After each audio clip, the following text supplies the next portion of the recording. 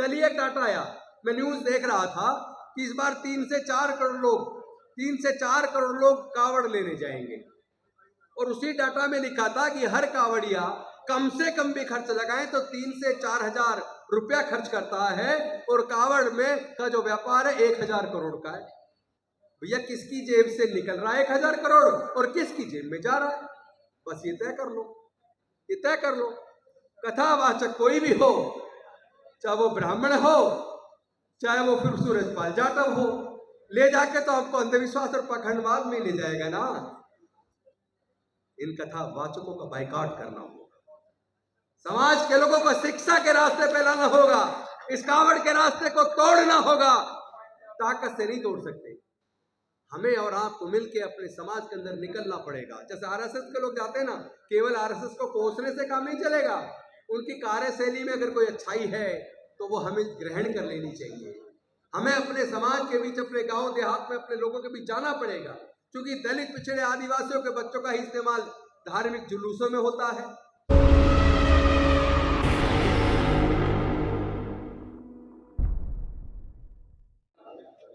मंडल इन सब महापुरुषों के साथ साथ अन्य सभी महापुरुषों को नमन करते हुए आप सभी साथियों को क्रांतिकारी जय भीम, विनम्र नमो बुधाए। वैसे तो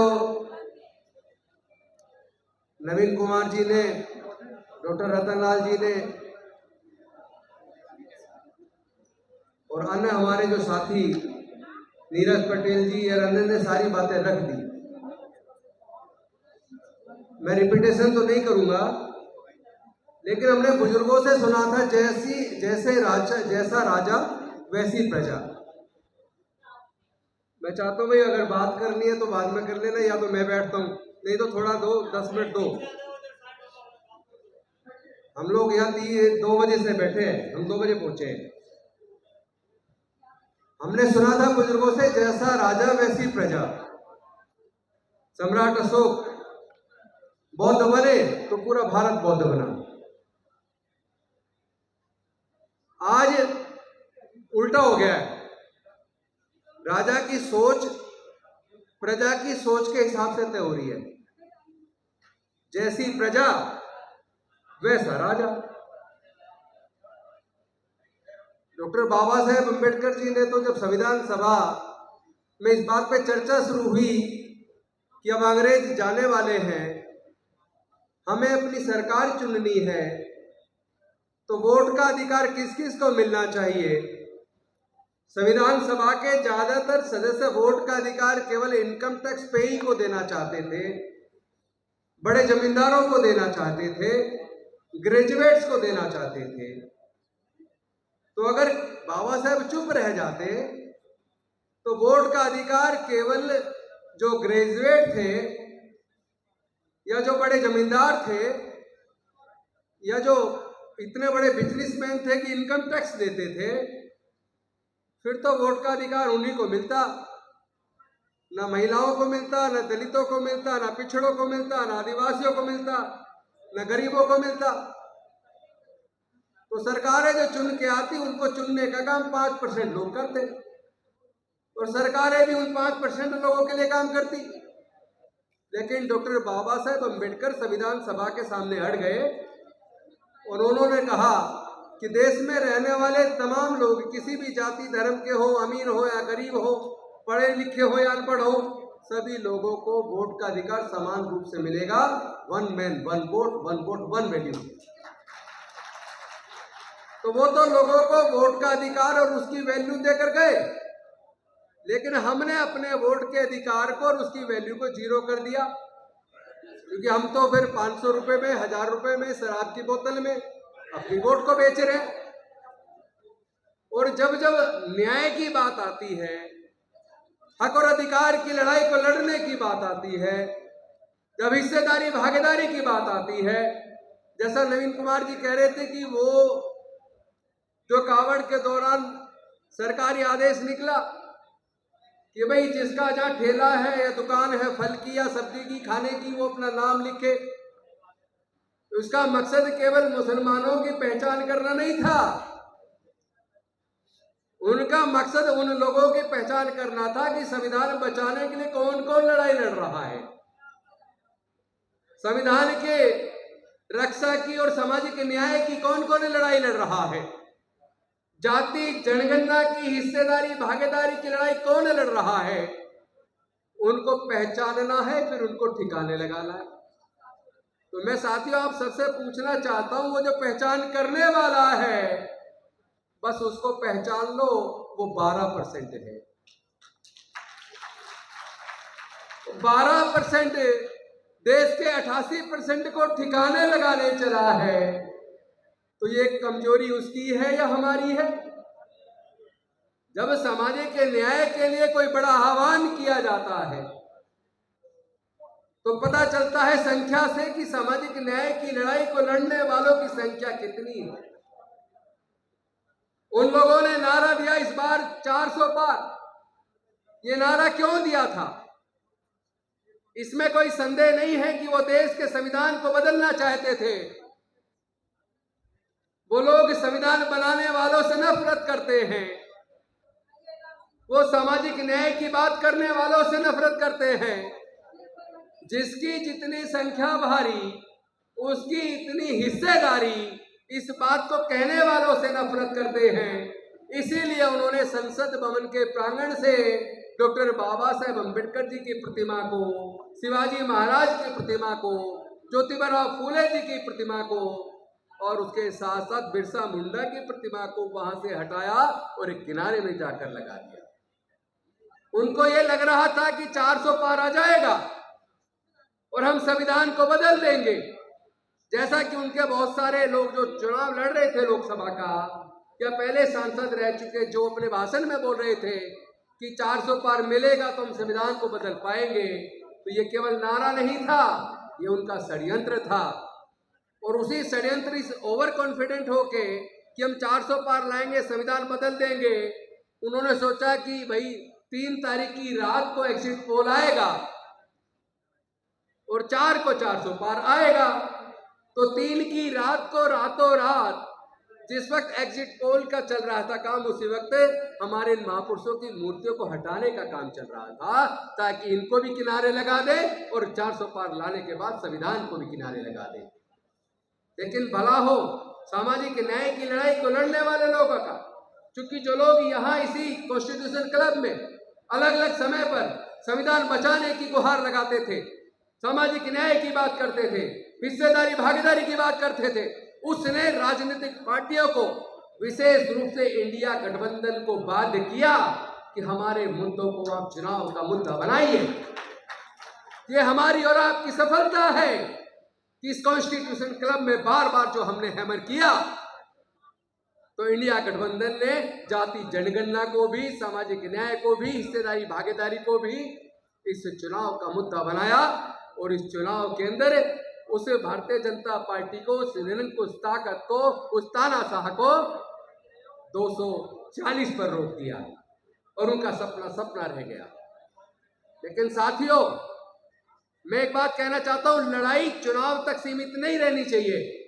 आप और हम ही लोग हैं जिन्होंने ईवीएम को मुद्दा बनाया। चुनाव से पहले 4 महीने लगातार पूरे देश के कोने कोने में जाकर हमने बताया ईवीएम के माध्यम से ये लोग चुनाव जीतते हैं। तो कम से कम इतना तो हुआ कि लोग जागरूक हुए, ईवीएम मुद्दा बना। वो लेट से ही रही, लेकिन बाद में बाकी पार्टियों ने भी ईवीएम को अपने एजेंडे में लिया, हालांकि उतनी ताकत से नहीं लिया, लेकिन उसका प्रभाव यह हुआ कि काफी हद तक, पूरी तरीके से वो बेईमानी नहीं कर पाए, कुछ हद तक ईमानदारी का चुनाव भी हुआ और हम उन्हें रोकने में कामयाब हुए। लेकिन अभी दिक्कत एक और है, उसको आपको सबको समझना भी, एड्रेस भी करना है। और वो दिक्कत क्या है? जब हम लोग कॉल देते हैं कि ये बाबा साहेब की प्रतिमा और बाकी हमारे महापुरुषों की प्रतिमा वापस लगाओ, उसके लिए आंदोलन करते हैं, तो वहां पता लगता है कि 2000 लोग आए, 3000 लोग आए। अभी भी आने वाले 9 अगस्त 2024 को कॉल दी हुई है दिल्ली के अंदर जंतर मंतर हजारों हजार लोग की प्रतिमा वापस लगाओ वरना हम आंदोलन करेंगे। तो उसमें संख्या आनी चाहिए। अगर संख्या नहीं आएगी तो आप सत्ता को कंट्रोल कैसे कर पाओगे? आप इन राजनीतिक ताकतों के दबाव में कैसे ला पाओगे? ऐसे संभव नहीं है। एक कथावाचक को सुनने के लिए लाखों लोग जाते हैं, हजारों मारे जाते हैं। किस लिए मारे जा रहे हो भाई? मरने के बाद स्वर्ग मिल जाए। अरे भाई, हम तो बुद्ध को मानने वाले हैं, बाबा साहब को मानने वाले हैं, फूले साहू अम्बेडकर को मानने वाले हैं। हम ये पुनर्जन्म में भरोसा नहीं करते। हम लोग कोई आत्मा परमात्मा या हमें अगला जन्म मिलेगा और वो स्वर्ग में, हम मरने के बाद स्वर्ग में जाए, इसमें भरोसा नहीं करते। वो हमें इस जन्म में नरक में रखे हुए हैं। हम इस बाबा साहब इस नरक के जीवन को स्वर्ग का रास्ता बना कर गए हैं। अब ये आपके ऊपर है, आप इस जीवन में, इसी जीवन में स्वर्ग चाहते हो या फिर अगले जन्म के लिए इन कथावाचकों को सुनने के लिए लाखों की भीड़ लगाते हो, वहां लाखों का चंदा देते हो, लेकिन जहां सामाजिक न्याय की बात आती है उस धरने प्रदर्शन में आपकी मां मर जाती है। कौन लड़ेगा इस लड़ाई को? आप कहते हो हमारे सांसद विधायक बोलते नहीं। मैं आप सबसे पूछना चाहता हूं, क्या मैं आपका विधायक नहीं हूं? मैं आज भी विधायक हूं, मंत्री भी रहा हूं। किस बात की लड़ाई लड़ रहा था मैं? सत्ता के अंदर मंत्री रहते हुए अगर मैं जाति जनगणना की बात कर रहा था, अगर 2 अप्रैल को आंदोलन में सड़क पर सबसे आगे मंत्री रहते हुए लड़ाई में आगे था, अगर 200 पॉइंट रोस्टर वाले मुद्दे पर अगर सड़क पर लड़ाई में हमारे इन सारे साथियों के साथ में सड़क पर था, इसका मतलब कुछ लोग हैं जो सत्ता में, चाहे मंत्री हो, चाहे विधायक हो, चाहे सांसद हो, जैसा अभी विशंबर जी, निषाद जी बोल रहे थे, हमारे जैसे लोग जिंदे हैं जो सत्ता में जब जाते हैं, कुर्सी पे होते तो वहां भी लड़ाई को लड़ते हैं। लेकिन अगर आप सब लोग एकजुट होकर ताकत बना लें तो जो लोग चुप बैठे संसद और विधानसभा के अंदर है, उनमें भी बोलने की ताकत आ जाएगी, क्योंकि उन्हें डर लगा रहता है अगर मैं बोलूंगा तो मेरा टिकट कट जाएगा। कौन काटेगा? कौन काटेगा? यानी 88% जिस 12% के हाथ में सत्ता सौंप रहा है, उसे अपने टिकट के कटने का डर है। अरे तुम्हारा टिकट कोई नहीं काट सकता। तुम अपने आप को इतना ताकतवर बनाओ कि 12% लोगों को टिकट काटने और देने की हिम्मत आपके अंदर हो जाए।